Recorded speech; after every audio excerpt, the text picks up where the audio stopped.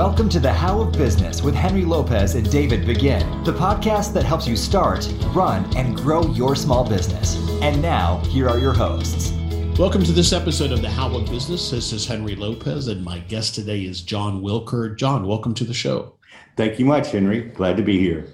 Excited to have John. John is a former contractor who is now a small business owner. He was a small business owner when he had his contracting business, but he has developed a new, interesting business. It's not so new to him anymore. It's new to me. No, it's not. He's been doing it for about 20 years, right? It's still fun, though. Yeah, absolutely. Absolutely. So what he's done is he has developed a simple yet effective business model for providing middleman services for businesses that ship and receive products. Specifically, what we're talking about here is he acquires what's called industrial byproducts. Those are things like pallets and cardboard boxes and crates and other things related and that are used in shipping products and equipment. He takes those from somebody who doesn't need them anymore, and he sells them to somebody who does for a pretty good profit, and so much so that that's his full-time business. But he also teaches people how to replicate that business. He's figured out this business model. Again, as he explains it, the bottom line is he calls himself a middleman. And John has developed this, and he requires few employees, if any, very little inventory or no inventory typically, and no big warehouse space. A lot of the things that we're always looking for as small business owners and that we wish we didn't have in the case of those of us who do. As he says, quote, it's quite simple, but it has to be set up in the correct manner for it to work. And there's, end quote, and there is his business model, the methodology that he applies that makes this repeatable, that makes this be able to make a business out of it. So in today's episode, we're going to chat with John about his journey, how he got to this business idea, and then we'll chat about the business. But it's not just, the takeaway for me is not just necessarily that I'm going to go do this business, although some of you listening may well do that. I'm interested and decided to have John on because I want to get his insights on how he, first of all, identified this idea, turned it into a business, turned it into then a business that he can teach others how to replicate, and some of those key takeaways that I'm convinced apply to any kind of business and also to anybody who's thinking about making that leap of starting a new business. So we're going to talk about that and about his journey. And so John Wilker, once again, welcome to the show.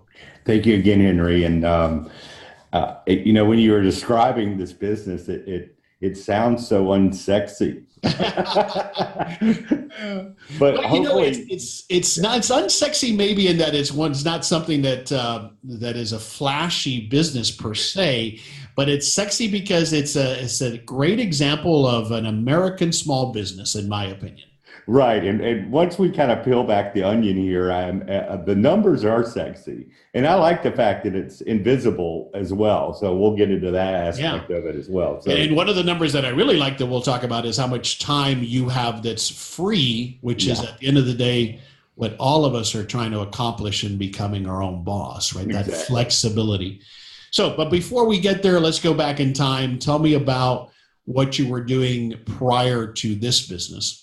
Absolutely. I'm having to rewind back my mind 20 years because I've been doing it that long, this business model. So way back in 98, I was remodeling houses. I had a business partner and we were doing, nothing that wasn't very sexy either, by the way, but it was siding and painting and, remodeling bathrooms and stuff like that. And one cold December day back in 98, we had a bathroom remodeling job fall through on us, and we kind of, jumped in the truck and looked at each other. Dane was my partner's name, and I said, "Well, Dane, we don't have anything else for the week. What do you want to do?" And he looked at me. He said, "Well, we could go pick up some pallets." And I said, "What's a pallet?" And he said, those wooden things that they use in warehouses and move stuff around. And I kind of turned my head like, you see dogs do. And when you blow a whistle or something, I go, what are you talking about? And he said, "Well, I'll show you, So we go driving down into right close to where we were. It was a distribution company. and they had like 1,500 pallets stacked up in their yard. So I didn't know quite how to approach them or anything, but we did. And a very simple, just ask at that point. It gets a little bit more involved as you move through this process. But regardless, they said, please take them away. And at that moment, I was just shocked. And I said, they're going to give us this, right? 1,500 of this product. So back then we didn't have any customers or anything. So we were taking them to pallet yards and they weren't paying us much. And we didn't know we could get help lifting them as well. So it was backbreaking back then. It wasn't sexy at all, but the money was decent, even at a couple bucks that day we made, I don't know, it was around $3,000 for that afternoon. And the next day we found a place that had 2,500 pallets. Huh. So over that week, that's when it all started. And, to kind of give you an idea, Dane was my partner. He was infatuated with this girl and he ran off with her and left me with this great idea. But I had to figure it out then. I mean, I was on an island all by myself. I had just gotten started with this. So that's where it all started. And it's been an adventure ever since. I had to figure out how this model worked because I've never seen anything where you get, 95% of your stuff for free. So when did you figure out the component that you have now, which is not to take it to that pallet yard, but to sell it to the business across the street, figuratively, sometimes literally, that needs the pallets? When did you put that together? That was week 3. I said, wait a minute. I was getting so familiar. I was starting to get the familiarity with all this, and I'm going, hey, they're taking my perfectly good product and giving me $1 or so, right? And they're turning around and flipping it and taking it to one of their customers and upping the price by 2, 3, 4 times, right? I said, well, I just need to figure out who the customers are, right? So that's when it all clicked for me as well. I said, I got to figure out who are the buyers and who are the suppliers because I wanted to grow it. So I don't know if I should jump too far ahead of myself here in this process if you have a question in between this, but that's when I realized, okay, I got to figure this out. And the only way to figure it back then, being alone like I was and jilted, I felt like a jilted lover, left me out there hanging, was to get my hustle muscle on and get out there and inefficiently and blindly try to figure this out. And that's what I did. Yeah. So tell me about that. How did you start to, immediately you identified, all right, I got to be the middleman, not this pallet broker or pallet yard, right? Because all I'm doing now is transporting. That's not where the real money is. The real money is in me brokering these pallets. You figured that out pretty quickly. So then how did you stumble? And this is pre-internet, or at least certainly before Google Maps and all that kind of good stuff, right? Exactly. So my hustle muscle was getting in. I would park at a distribution center. So when you see a distribution center, it's overhead door, dock, office, dock, office, overhead door, office. So there's literally within, 800 yards of each other, 75 businesses, right? All with warehouses. So I knew I'd gotten some supply at a few of these places and when Dane was around. So I said, okay, well, maybe there's buyers here as well. So I literally went from door to door to door to door to door, and I would hit 40 to 45 businesses, and I wasn't being very effective, but every day for a solid week. Okay. And at the end of that week, I had 12 suppliers and 6 buyers. Amazing. Those 6 buyers, after doing the math, because these buyers don't just buy once, they buy over and over and over and over again. I had replaced the income on a yearly basis that I was making with the remodeling in 1 week.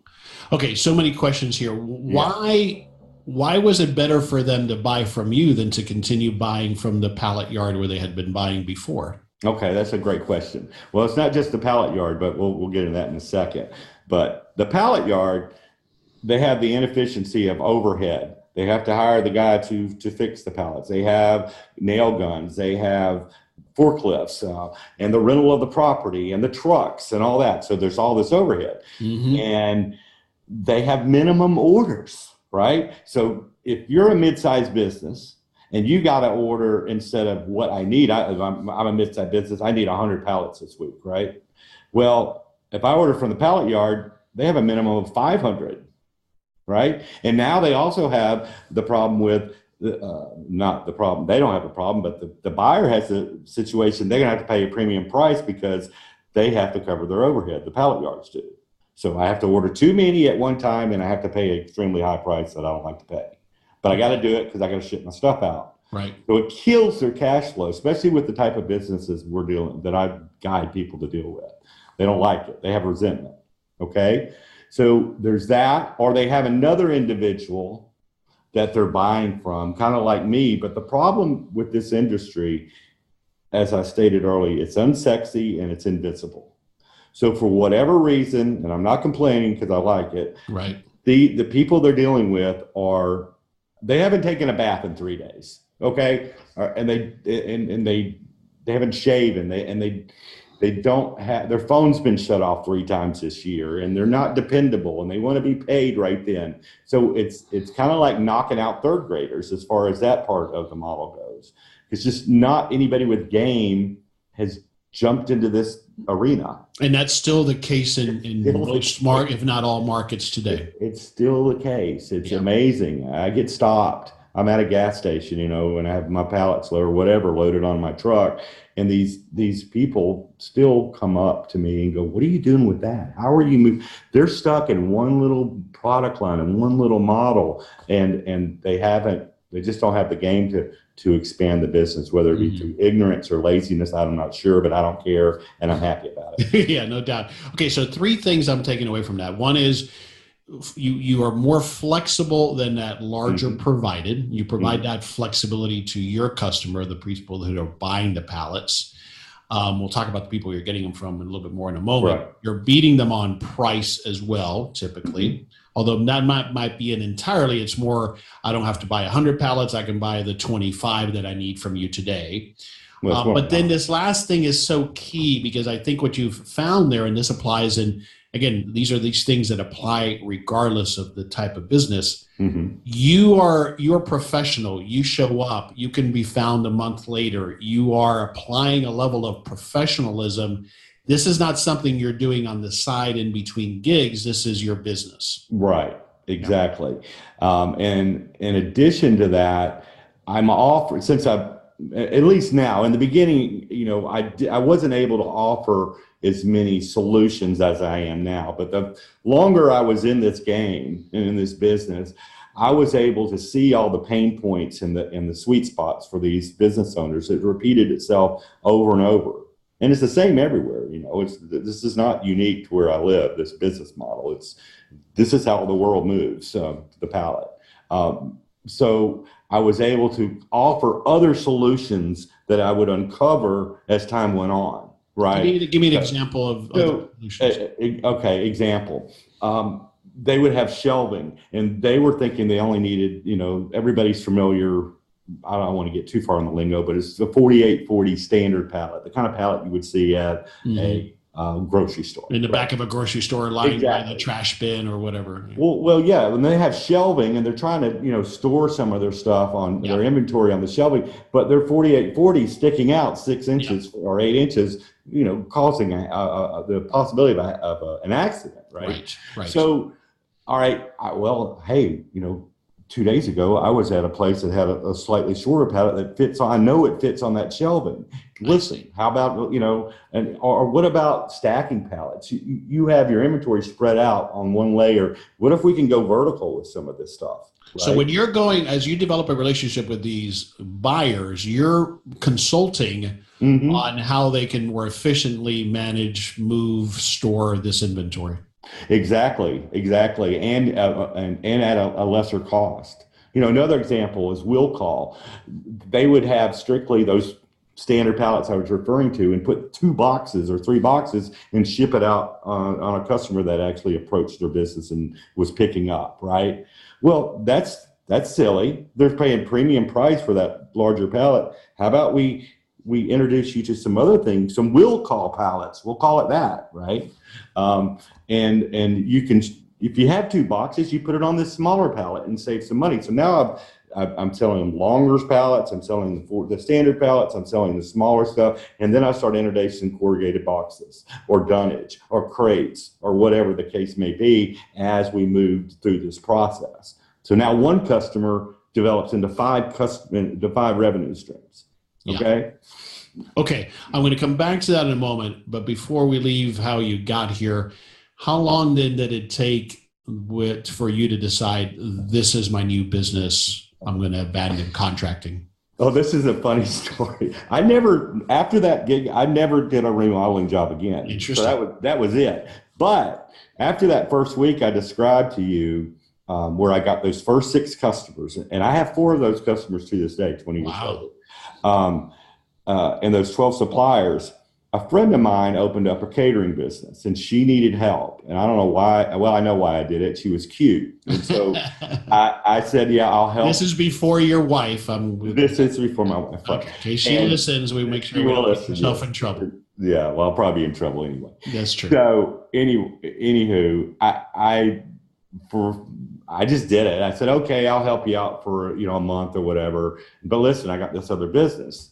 So at my lunch hour, I would leave and execute a couple pickups and deliveries, right? So after and I was getting up at 5 o'clock in the morning doing this for her, and because it was a catering business and it was all doctors' offices and disposable type events. It was like 20 events a day. It was crazy. Wow. But I would slip out and I'd go do those 2, and I would, after a few days, the check started coming in. I said, Christy, I am making more on my lunch hour than I am all week with you. So I was showing her these checks. And I said, listen, I can do it for about 4 or 5 more days. So I did, and she understood, and we found somebody else to take my place. But that's the last time I've ever worked for anyone. So the money was attractive, but there has to have been more, John, because I got to think early on, did you believe this had legs, that this was going to last? Or did you feel like, I probably would have thought, okay, I'm exploiting this until somebody figures this out and then squeezes me out?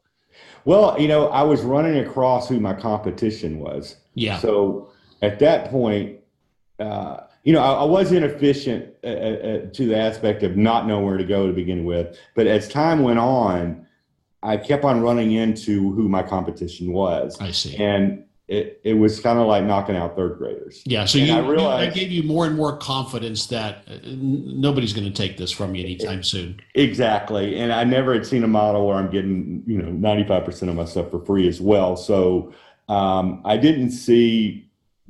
And I have, I have the ability to develop relationships. So I have that going for me as well. And I don't want to be just the pallet guy. I started to befriend my customers, to the point where they were telling me about, one guy was telling me about his ED issues and stuff. And I'm saying, I've won now. He's comfortable enough to tell me. He trusts you. Yeah, exactly. So those things started happening. But that's such a key takeaway. You have built relationships with these sellers and buyers. Right. They trust you now. Right. Down to the guy who's sweeping the floor, and the forklift driver. And, the guy who has nothing to do with me. I'm trying to create an environment where not just the person who's holding the keys to my success, but all the people surrounding them. Because maybe that guy sweeping the floor gets me that forklift driver out there a little quicker. Because I paid attention to what his life's about. I asked him questions, what he does, how long he's been there. So that kind of thing comes into play. And that's the enjoyment part of this business. It's of any business, truthfully. Right. That you are working with people that you enjoy, that you're building relationships, that you actually don't dread going to do it Monday morning. Right. And you're dealing with blue collar, salt of the earth. This is heavy industry we're dealing with. So we're not dealing with people, lawyers and doctors and people in suits and this. We're dealing with the people that make this country run type of deal. So, just a couple weeks ago, and this happens all the time with this particular customer, I'm getting my truck loaded by the forklift driver, but he has a ping pong table. And way back, he realized I could play and he could play, but he could never beat me. So we play ping pong while my truck's being loaded. So it's that kind of, that's freedom. That's what I call freedom, where you're actually having some fun while you're doing your work. And so early on, did you see that early on and said, this is what I want to do instead of what I was doing from a contracting perspective?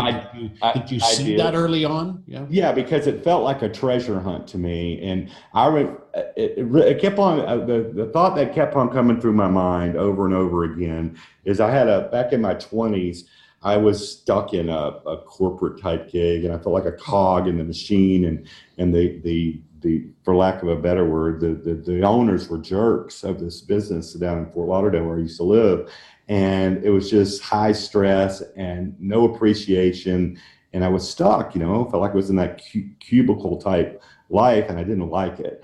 And I remember talking to my girlfriend at that point, and I said, if I could just sell hot dogs and up the price 5 times and make a profit selling hot dogs, I'd do it rather than this. Well, this was my hot dogs. Basically I ran across something that is so plentiful, but is worth so much, and it's so vital to the economy. It felt like a treasure hunt. I couldn't let it go. And I was dead set determined to figure it all out to make it more and more efficient. That's great. Okay. One tactical question here, or a specific question, just because I'm curious. So why don't the people who are giving you the pallets for free, why don't they monetize that? Is it just not worth it to them? They just want them off the property? Why don't they sell them and get something for it? Exactly. And there are certain businesses that I will, for that standard pallet, there's a portion of businesses where I do have to pay $1 a piece for them or something for that particular time. But there's so many other products or product lines, they'd rather give themselves a root canal than have to mess with it. Yeah. Because you have to realize they have 18 trucks coming in on a daily basis. That's right. And they're having to keep up with their orders. They're having to keep their employees fulfilling those orders. And anytime they're having to mess with their pallets, they're getting behind on what has to They just want this stuff out of the way so they can concentrate on what they do. Yeah, it's a fire hazard as well, or it's a rat infestation if they let it go too long. They have to keep it moved out, and they a lot of times they'll use a dumpster or something very inefficient, and they're having to have that thing dumped 3 times a week, and they're paying money out of their pocket to get rid of it, or bring their guys in on a Saturday, pay them overtime and load up their box trucks and take them to the dump. Perfectly good product to me, but they think it's a nuisance. Yeah. So that's okay. On that point, so do you take stuff that needs to be repaired, refurbished? Do you take that? Do you fix it? Do you throw it away? What do you do there? Yeah, so that's part of my solution for them on certain business models or certain businesses that I'm getting supply from. I will offer 1, to keep the area straight. 2, I'm going to come there more often than the other guy. 3, I'm going to move more product than the other guy because he's trying to pick through and get that one product line and making a mess of the area. Right. Then 3, I'm going to do a dump load for you every couple of weeks, and incur the cost because my profit margin's so good. I'll certainly do that for you. And even if I don't get everything, Henry, I'm getting it enough to where it's 1, it's manageable, and 2, everything I get out of there lessens the load of the drudgery of them having to do it themselves.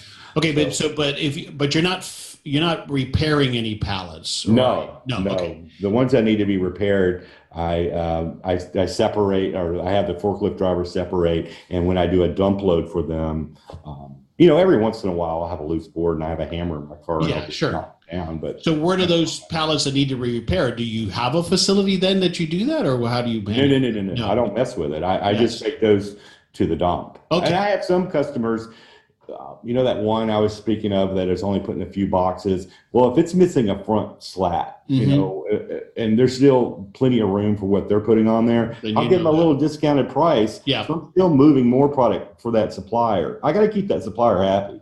He's my lifeblood. So, I'm always thinking up ways to finagle the situation where I'm still supplying a good product, even though maybe it's slightly defective, but I'm giving a price discount and I'm moving more stuff for my supplier to keep him happy and me exclusive, so I don't have to worry about any competition coming in. Yeah, that's great.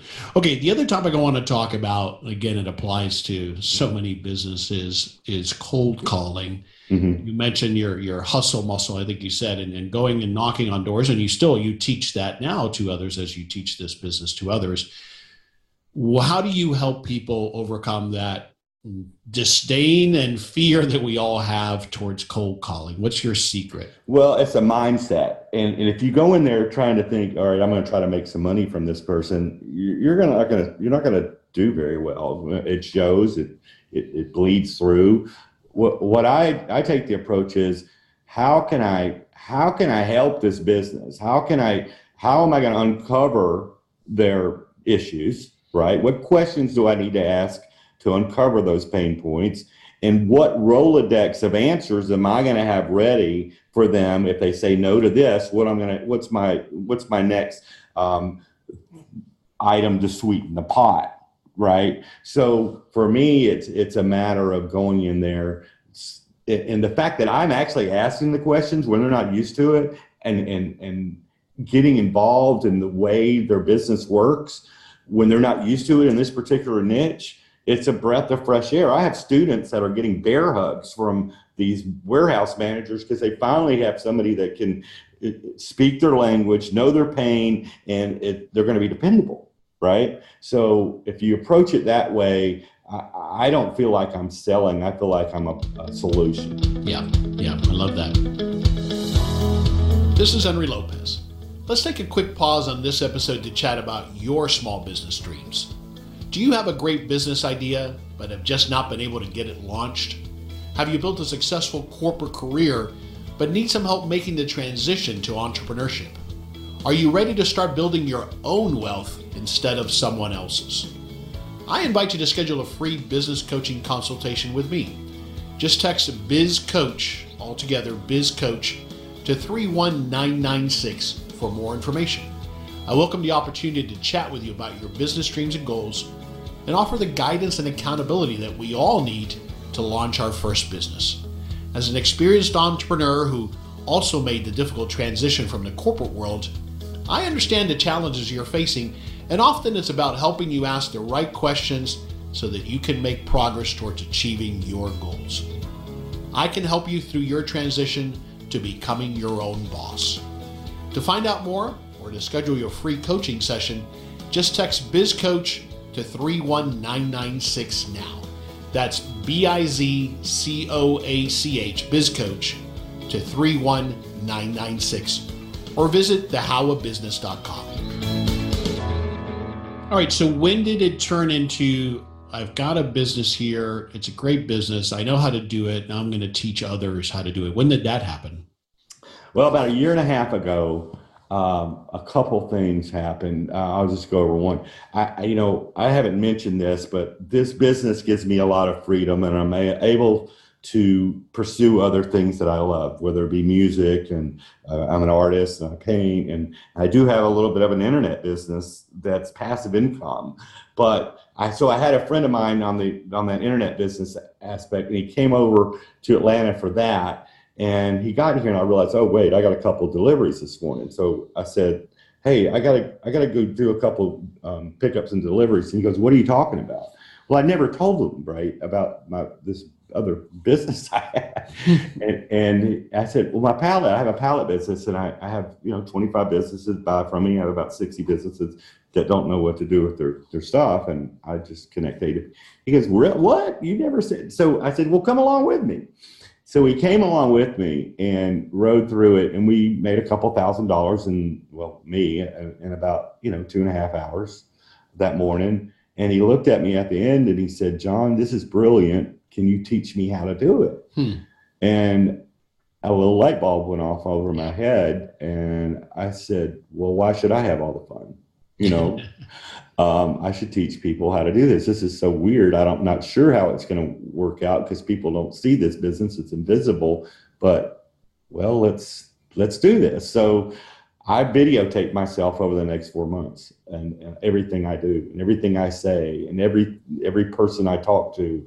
And so it's like over the shoulder type of thing. And the clincher for me starting it also was I was online and I was scrolling through Facebook and I saw 5 Facebook ads within 5 minutes on how to do Facebook ads. And I said, if people knew what I've done for the last 20 years, maybe there's a portion of the society out there that I could help out. That's right. So I did it. And I'm so grateful I did. That's fantastic. And we talked about before we started recording that part of your process before you sign somebody up to take your program is you speak with them first just to make sure they're a good fit. What are you looking for in that ideal person that you're going to teach how to do this? One, this isn't all rainbows and unicorns. This is a real business. This money's not going to shoot out of your computer screen, or anything like that. But I'm looking for somebody that has, one, the ability to communicate and carry a conversation off and ask some pointed questions, and it's not shy.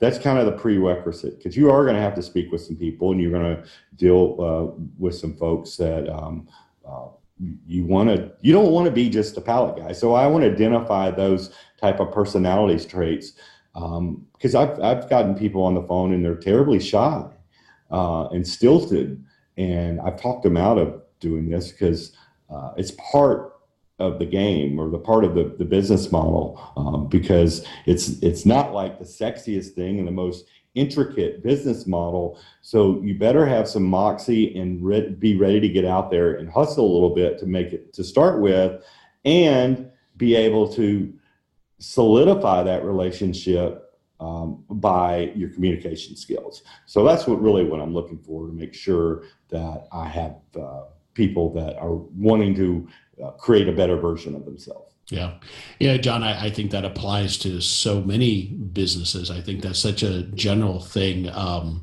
meaning I think that's in large part what it takes to be successful as a small business owner, regardless of the business. Correct. And to be able to push through things that happen, to be able to put out fires, to fix things on the fly. I can't pick all of that up on a phone call, but I ask questions of them as well to try to figure out where they've been and what. I don't want people with shiny object syndrome as well. Well, that's my problem. But yeah, you have to be resourceful, right? And then that comes in to a small business owner.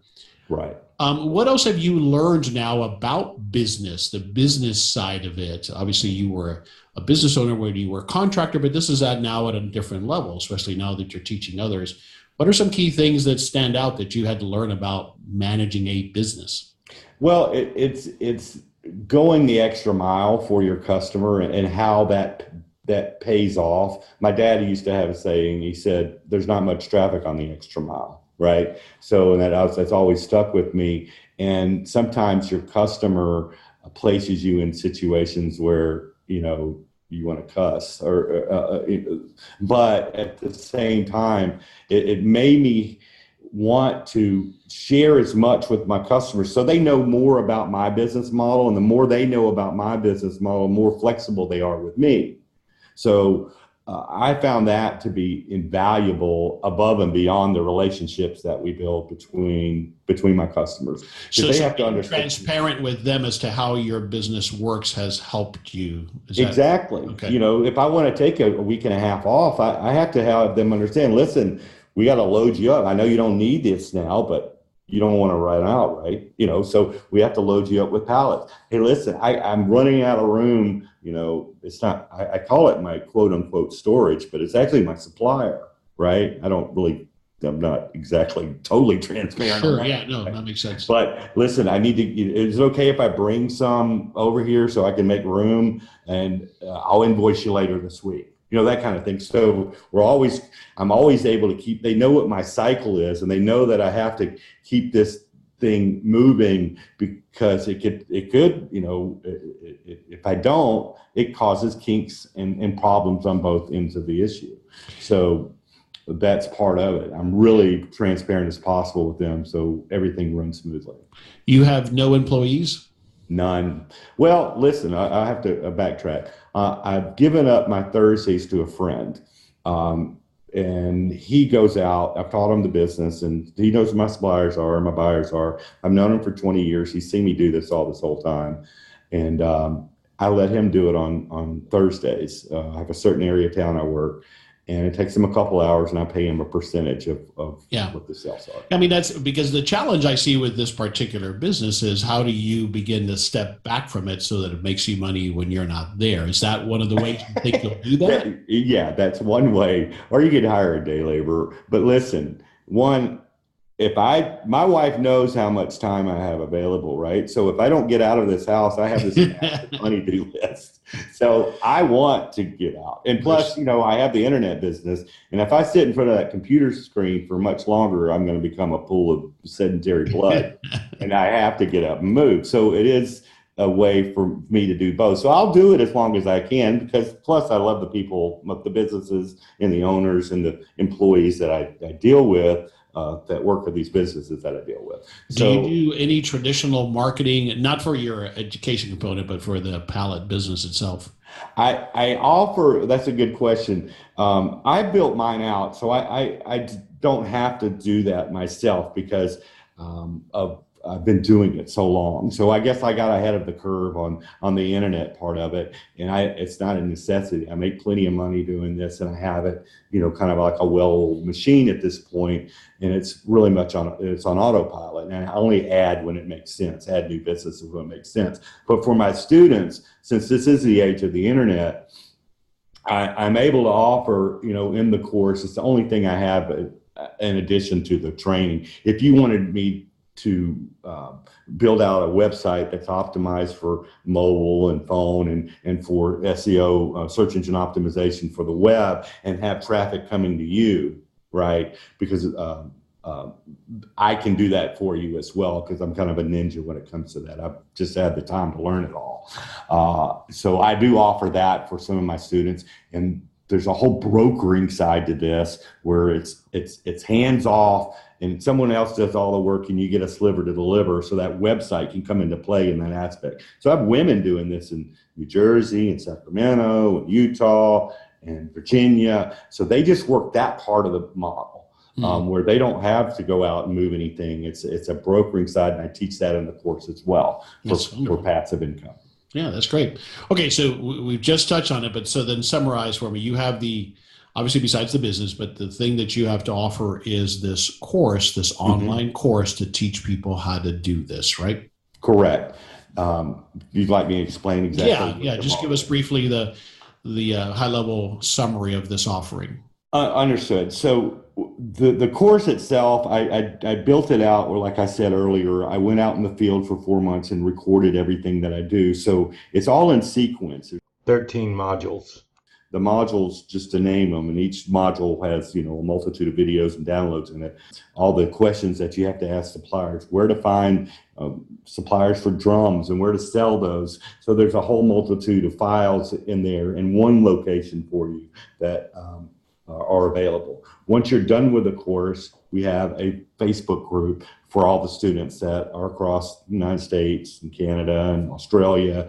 They help each other out. So if there's a question, there's ongoing coaching and training. And I have a whole on specific topics like that can cover just about anything. So that's the overall bird's eye view of what the course is. The scouting part. There's a lot of techniques of learning this business, the insides of it, where you want to become exclusive and make it where this goes on autopilot, where you're satisfying the supplier and the buyer and yourself. So I really cover those aspects of it. And the amount of money that's involved to be made with this type of business is crazy.